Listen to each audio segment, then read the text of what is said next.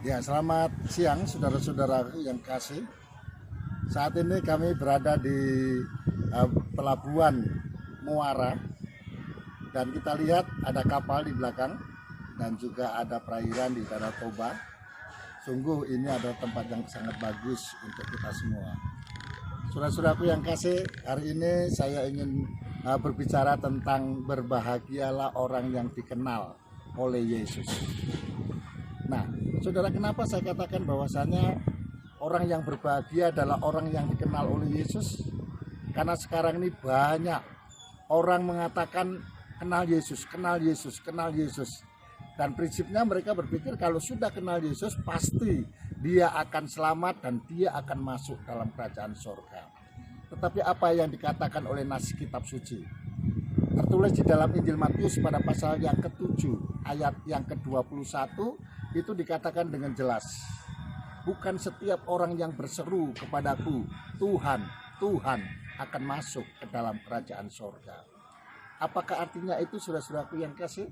Di sini Tuhan Yesus memberitahukan kepada kita bahwasanya tidak semua orang yang mengatakan aku kenal Yesus pasti dia masuk surga.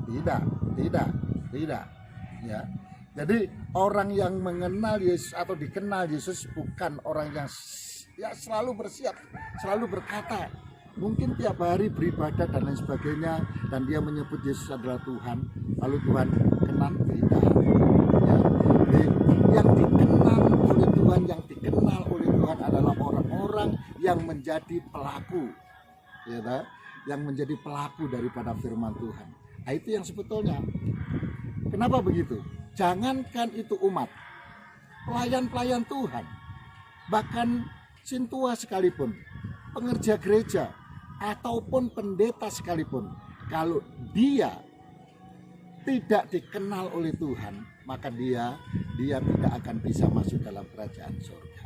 Karena pada ayat yang ke-22 itu dengan jelas dikatakan bahwa nanti akan ada banyak orang yang berseru-seru kepada Tuhan. Dia protes kepada Tuhan. Tuhan, saya sudah melakukan banyak mujizat. Tuhan, saya sudah doakan orang yang sakit itu sembuh. Bahkan mungkin ada orang yang mati didoakan dalam nama Yesus bangkit melalui doanya.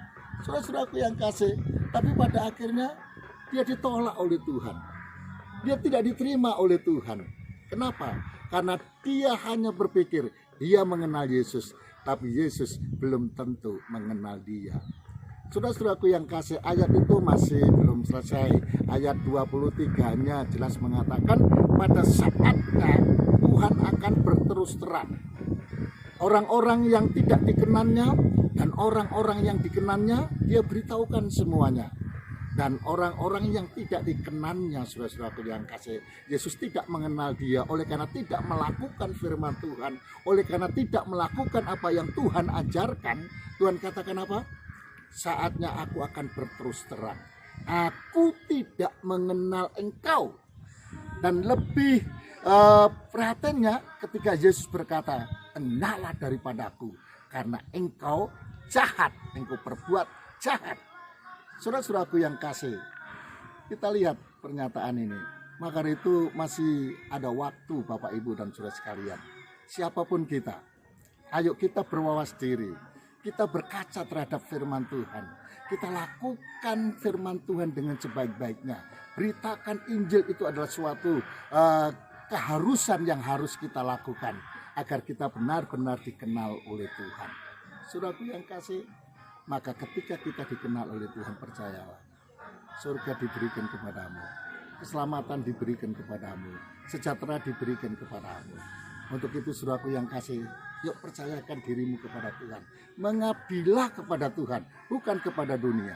Percayalah kepada Tuhan, bukan percaya kepada takhayul dan lain sebagainya. Saudara-saudaraku yang kasih, mungkin kalau pada saat ini engkau ada di dalam kebimbangan, engkau ada di dalam keraguan, dan engkau tidak tahu jalan yang sebenarnya. Ayo, kita datang kepada Tuhan. Angkat tanganmu, saya akan berdoa untuk engkau sekalian. Bapa kami, Bapa yang ada dalam kerajaan surga, kami berdoa bagi setiap pemirsa yang sempat mendengar, melihat tayangan ini.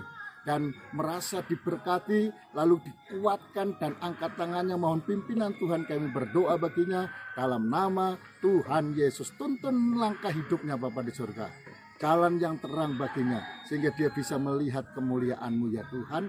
Lalu kemudian Kau berkati hidupnya, keluarganya, pekerjaannya, usahanya. Kalau dia sakit, Tuhan berikan kesembuhan baginya. Terima kasih Bapak, terima kasih.